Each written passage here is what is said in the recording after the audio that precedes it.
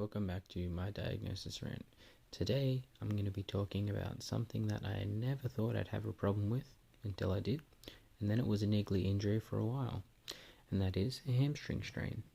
The hamstring is the muscle on the back of your thigh, and it is responsible for hip extension and knee flexion, and you can grade an injury to this area going from a strain all the way up to a complete rupture of the tendon.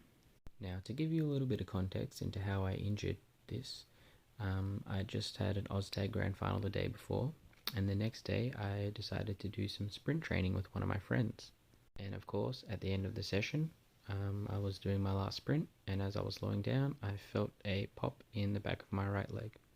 I was naive to thinking that it was just a really bad cramp. The next day, I was lucky enough to book in to see my physio after work, and he had confirmed what I already knew, that I had strained my hamstring. This would have been fine, except I was scheduled to fly out to Japan in 5 days to go snowboarding for 2 weeks. And I was also planning on seeing this girl I was dating, who ended up becoming my current long-term girlfriend. But she thought it was funny to watch me hobble around on our second date. So the rehab was pretty straightforward. I started off with some isometric exercises of the hamstring and making sure to just keep it in a shortened range of motion where it wasn't painful, progressing to the lengthened range of motion, and then from there started doing isotonic exercises. So things like hamstring curls, and then from there on to more multi-joint exercises. But the thing that was most beneficial for my hamstring was when I was able to do it, starting to do more dynamic exercises, because the nature of the hamstring in the sports I play is it needs to be very dynamic and explosive.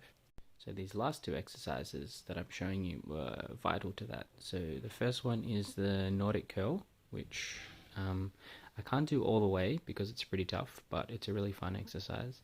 And the second one, which is pretty funny to watch, but it's actually really helpful, is the hamstring tantrum.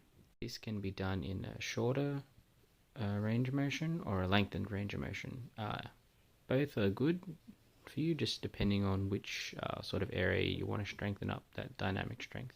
And then once I'd done that, it was just maintaining strength through the hamstring, because I found that if I stopped doing exercises for a little bit and continued playing sport, it would flare up again.